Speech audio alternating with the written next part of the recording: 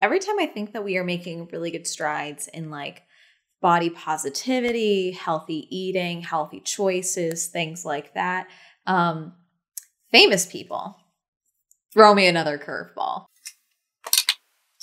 That's it. That's my intro. Hi, I'm Amanda watching Swell Entertainment, and today we are talking about Ozempic, a diabetes medication that is now being used as a weight loss fad.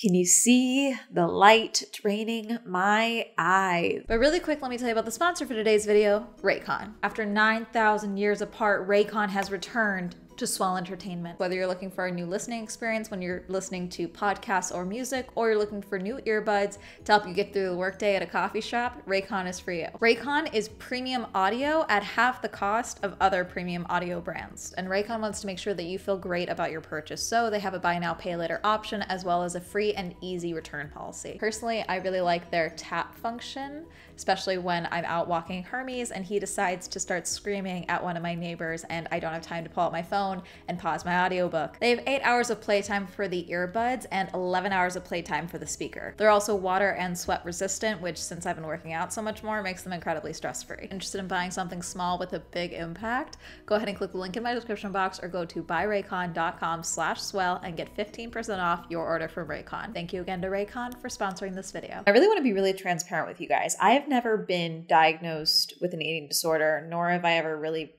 thought that I had an eating disorder, but I have dealt with disordered eating. I am telling you guys that because I really want you all to also use your own personal discretion with actually watching this video, because I'm going to talk about an article from The Cut. I think that if you struggle with disordered eating, it's very harmful. Please check in with yourself. If you don't think that you're up for it, it's totally okay. You're not gonna hurt my feelings by clicking off. I absolutely want you to be comfortable, and I wanna discuss this because I think it's important, because I feel like it's all over social media lately, and I'm not a doctor by any definition of the word. But if you do not feel like you are able to watch this video, I don't want you to try and suffer through it just to get me an extra ad dollar. You know, I don't want you to do it. Please check in with yourself, and if you want to stick around, you can stick around. So the first time I heard about Ozempic was actually last year when I was on the Gone Girl cruise. If you guys haven't watched that video, go ahead and watch it. But if you did, you'll know that I got adopted by a bunch of couples. Well, and one of these couples was a man who had diabetes, and he was talking about how, you know, he doesn't eat as much anymore because he's on this new diabetes drug. My dad also has diabetes, and so I was asking him what drug it was because he was speaking very positively of his experience with it. And he was like, yeah, you know, it's nice. I don't have to do injections with insulin all the time. I just take this like once a week or so, and it really helps with my diabetes. And I just don't eat it as much anymore. He was speaking about it positively from a diabetic's perspective. That is when I first heard about it. And then I think it was when I heard that Mindy Kaling was having Ozempic parties and other celebrities were having Ozempic parties that I really started understanding what was going on with Ozempic. So Distractify talked about this. Now, they talk about how there's no actual proof that these parties happened, but there was a rumor. I believe I heard from Dumois. It would not surprise me. Not only that, but recent weight loss photos and videos from Mindy have led to speculation that she's using Ozempic, a type 2 diabetes medication for weight loss. Between the new Ozempic rumors and the Velma criticism controversy around Mindy Kaling's characters and style is finally front and center. Completely unrelated to her career as a writer, Mindy is now under fire for losing a lot of weight quite quickly. Because naturally, our society loves to criticize women who weigh too much, but then when they lose the weight, it's not natural. There are rumors that not only has Mindy used Ozempic to lose weight, but she's allegedly hosted Ozempic parties. There's no evidence of these parties, but the former is driven by reports of celebrities who used Ozempic as a weight loss drug. This came after Kim Kardashian bragged about losing 16 pounds in 3 weeks for the Met Gala. Ozempic is a medication prescribed to people with type 2 diabetes that helps control sugar levels by producing more insulin in the pancreas.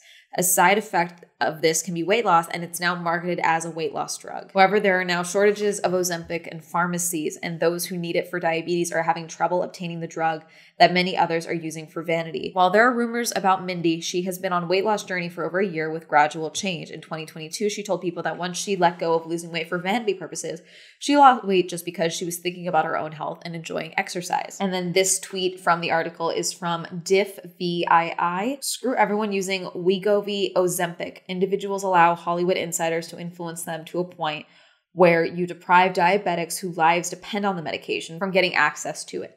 Annoying, vapid, and foolish. I'm disgusted, but so unsurprised by humans. God, where did I hear the rumor about the Ozempic parties? I want to say I heard it on TikTok, but I feel like it stemmed from Dumois. That sounds like a Dumois stemming rumor. And then I heard about it again from, I believe, Remy Bader. This is from NBC News. TikTok star Remy Bader says stopping Ozempic made her binge eating so much worse. Bader said she went on the medication for actual health issues shortly after it was approved by the Food and Drug Administration. And this is from Deja Tolentino. TikTok creator and curve model Remy Bader said that when she went off Ozempic, a drug used to treat type 2 diabetes, she gained double the weight back. In a recent episode of the podcast Not Skinny, Not Fat, Bader told host Amanda Hirsch that she was on Ozempic before it was this trendy drug, and shortly after it was approved by the Food and Drug Administration. She said she was prescribed it because she was pre-diabetic and insulin resistant and gaining weight. They said I need this, and I had a lot of mixed feelings because then a few months later got into a bad binging and went off of it. Bader, who is known for her realistic clothing hauls on TikTok, has been vocal about her experience with binge eating disorder. She has 2.2 million followers on TikTok and has become known for her advocacy for size-inclusive fashion. I saw a doctor and they were like, it's 100% because you went on Ozempic, she said, of the impact going off the medication had on her. It was making me think I wasn't hungry for so long I lost some weight. I didn't want to be obsessed with being on it long term. I was like, I bet the second I got off of it, I'm going to get starving again. I did, and my binging got so much worse. So then I kind of blamed Ozempic. TikTok videos tagged with Ozempic have racked up over 400 million views, with some users praising its weight loss effects and others opening up about their negative experiences. Side effects of Ozempic include headaches, fatigue, nausea, vomiting, pancreatitis, and kidney failure. Increased demand for the drug and ongoing supply chain issues have prevented people with type 2 diabetes from getting the medication they need. With limited access to Ozempic, patients have had to check multiple pharmacies, accept lower doses, or even switch medications altogether. I understand there's a bunch of different ways that shortages can happen. What I don't understand is that if they're just getting it for weight loss, how are they getting it? You know, is everyone just trying to say that they are pre-diabetic? I believe Remy when she says this. I do think that there are people who are definitely taking it who should not be taking it just for the weight loss experience of it. This is the article that we're going to talk about that I think is incredibly upsetting. If you struggle with disordered eating at all, I do not recommend hearing this portion, okay? Reiterating that. It's called Life After Food, ? A diabetes drug has become an off-label appetite suppressant, changing the definition of being thin and what it takes to get there by Matthew Schneider. Strap in. Okay. Alice is an actress. When we meet up for coffee, she is an almond milk cortado. In Midtown, something's different about her, but I'm not sure what. She looks like an Instagram version of herself, but in real life. Turns out she's down about 10 pounds and happy about it. Somebody once told me I had a size 0 personality, and they assumed that I was thinner than I was, she tells me. We don't talk about it, but everybody knows it. Thin is power. Ugh! Allison isn't alone in seeming to be suddenly unaccountably slimmer of late. She admitted to me, with the provision that I not use her real name, the reason. One that is increasingly common, if still not quite openly discussed. For the past month, she's been jabbing herself every week with Ozempic, the heavily advertised diabetes miracle drug, which works by mimicking a naturally occurring hormone, GLP-1, glucose-like peptide 1, to manage hunger and slow stomach emptying. For diabetics, it lowers blood sugar levels. It also subdues the imp of appetite. The pounds fly off. That's why Allison, who is not diabetic, pre-diabetic, or even overweight, is on it. Doctors have wide latitude to prescribe drugs off-label for anyone they think may medically benefit. And many patients have found doctors, or failing that, nurse practitioners or medi-spas, ready to certify that they would. Or some, like Allison, find it through a peddler not particular about a prescription or in the web's dark morass. To get hers, Allison calls up a Los Angeles-based provider she has never seen or met, sends over $625, and is shipped a monthly supply. What she calls Ozempic is not the brand name product prepackaged in a sky blue injector pen by Novo Nordisk, the Danish pharmaceutical company that makes and markets the drug. She receives a generic semaglutide, the active ingredient in the medication, and has to mix and prepare it for injection herself, which, since pemiglutide is under patent by Novo Nordisk until 2032 in the US, suggests her meds are likely coming from a compounding pharmacy or a vendor selling research-grade ingredients. The lower price is also a tell. Ozempic retails for $900 a month if your insurance doesn't cover it, which is... I am someone that thinks that medication that you need, that your body needs, should not be an insane amount of money, if any money at all. Eli Lilly, the company that got trolled on Twitter when Musk was just handing out blue checkpoints for anyone who paid for it, where someone tweeted out from a fake account that insulin is now free. They recently capped it at 35, probably in response to this, is what it sounds like. Should be $35 cheaper in my opinion, but you know, it's a start. If Ozempic is truly helping people with diabetes and it's something that is a life-changing drug for people, then I truly do not think that it should be $900. There are side effects for many Ozempians. Nausea, vomiting, diarrhea, and constipation are the most common. I heard somebody says all the gays at CAA are on it and they're all shitting their brains out, Allinson says. This next paragraph is the one that's been going around on Twitter because it's just upsetting. She's just not as hungry, which makes her not as anxious. During busy periods when she may not be able to closely monitor or prepare her food and get to the gym daily, the Ozempic takes the nearly full-time job of body maintenance off her mind. Before Ozempic, she'd hole up in her hotel on film shoots, juice cleansing to fit into her costumes. Now she says you can eat 1.5 meals a day and then you're kind of hungry at night. But it's not terrible. You can drink some tea with magnesium and maybe take a Xanax and get to sleep. When the hunger is keeping you up, just drug yourself to go to sleep. The appeal of an effortless, near-instant fix provided irresistible to many, especially in the corridors of fashion and entertainment where looking a certain way is a professional requirement. In September, Variety quoted a top power broker who said half of her call sheet last week was full of friends and clients wanting to discuss the risks of Ozempic. I was talking to somebody from a project that I will be promoting, and we both kind of confessed that we were about to start it, both of us knowing the visibility that was to come. We just kind of laughed, and I bet we're not the only ones. Ozempic and its cousin drugs, Wegovy and Mounjaro, are medically speaking GLP-1 receptor agonists, are reshaping more than just waistlines. In tweaking appetites, they tweak our whole relationship to food, to bodies, and to ourselves, and the psychology that links all three. When she was growing up, Allison says, in my household, we lived to eat. Food was an excursion. Food was a reward. Food was everything. You're eating one meal and talking about what you're going to eat the next meal. I almost feel like this drug allows me to be casual about food in a way that always felt culturally alien to me. I can just have 1 bite or 2 bites or 3. I love food, and I think that that's okay. Food is fuel. Food gives us life. We need food to live. It is not the enemy. Sugar is not the enemy. You know, fatty foods are not the enemy. Sweet foods, sour foods, whatever, are not the enemy. I think that when you kind of put it as an us versus them, but with all forms of food, and it's like, oh, now it's just not something that I need. I think that is disordered eating behavior. I just truly think that. I don't think that that's healthy. The article talks about the necessary need for appetite and how it makes us human and all this stuff. I don't know why the photos of food with cobwebs all over them make me so violently angry, but they do. Weren't we supposed to have moved on from this? The discourse on bodies has changed since the days when a slender figure could be blithely and uncomplicatedly celebrated, sought, or advertised. The days when, as Linda Wells, the founding editor of the beauty magazine Allure, says, we ran cover lines all the time about how to lose the last 5 pounds, diets that don't feel like diets. Getting skinnier discussions have become fraught. We profess admiration instead of for wellness. Everyone laments the ghouls of body dysmorphia and eating disorders and the pressure social media exerts on teens.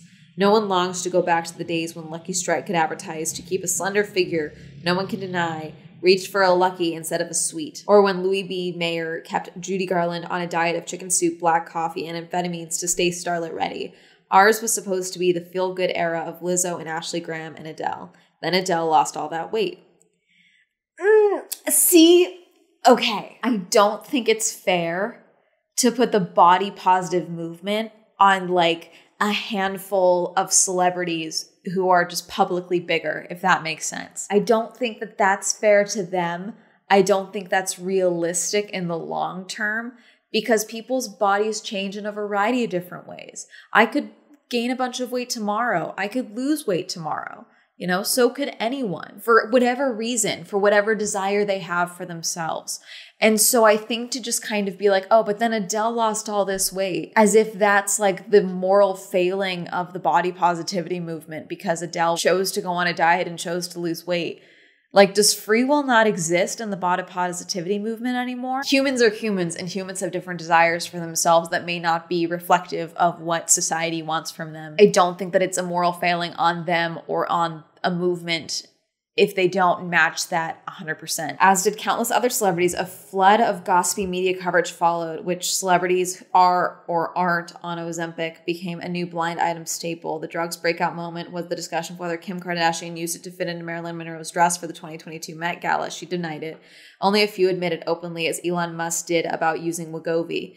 Rumors flew of Hollywood Ozempic parties, and there were passionate denunciations by Real Housewives who swore they've never touched it. Chelsea Handler admitted to split the difference by claiming on the Call Her Daddy podcast that she had been on semaglutide, didn't realize it was akin to Ozempic, and stopped when she found out. Hashtag Ozempic has racked up hundreds of millions of impressions on TikTok. Meghan McCain, the former co-host of The View, wrote an angry op-ed for the Daily Mail about being urged to take it to lose her baby weight. She refused. This video is coming out right after the Oscars, and during the Oscars red carpet, for a brief moment in time, Ozempic was trending, and Jimmy Kimmel joked that while he looked out over the crowd, he asked, "Is Ozempic for me?" In the case of the Ozempic, an FDA warning alerts users to the development of thyroid tumors in rodents, and it can be dangerous for those who have or have a history of pancreatitis or a certain type of thyroid cancer. For non-diabetic patients, there might be other issues, or there might not. The truth is we really don't know, says Lofton, the NYU doctor.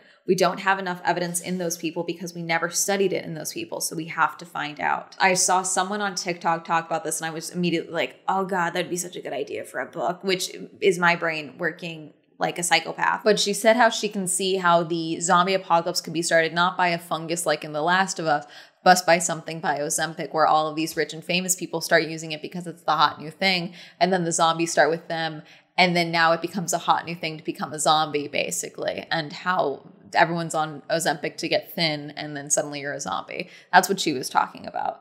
And immediately I was like, oh God, the potential. And then actual diabetics are the survivors of the apocalypse.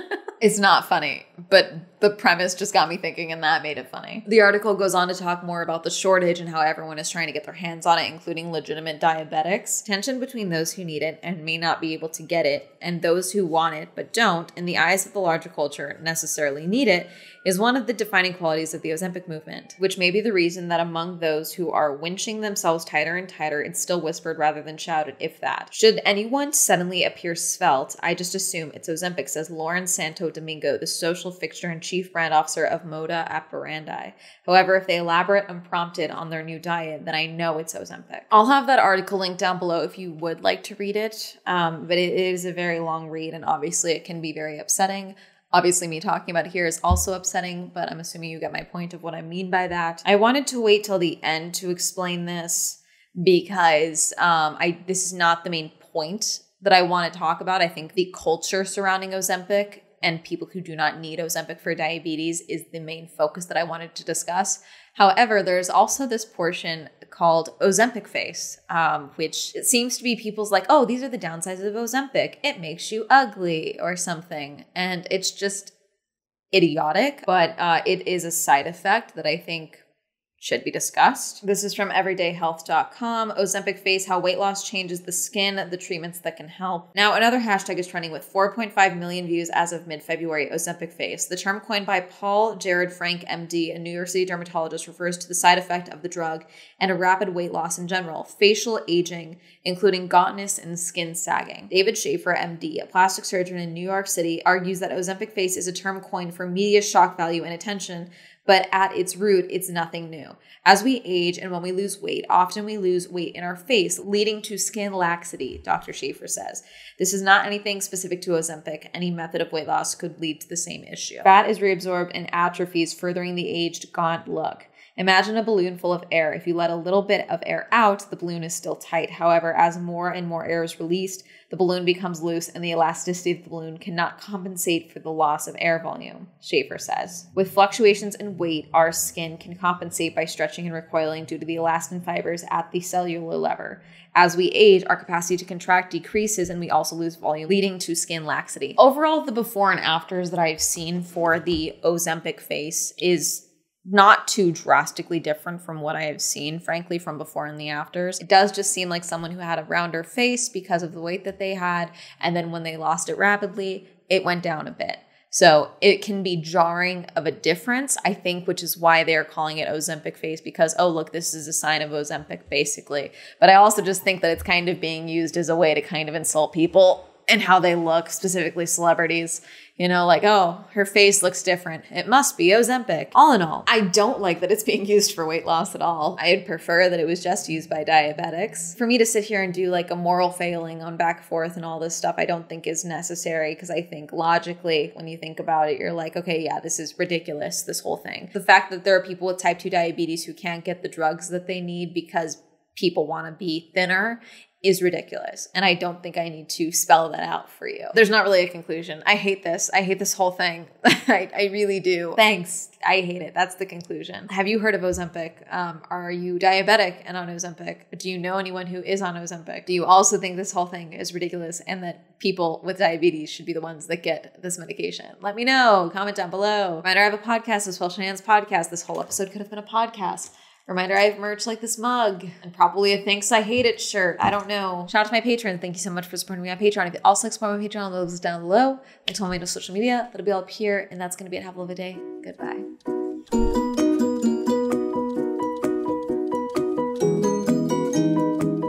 Sorry, I'm still floored by the whole. And then just take a Xanax so you can go to sleep when you're hungry.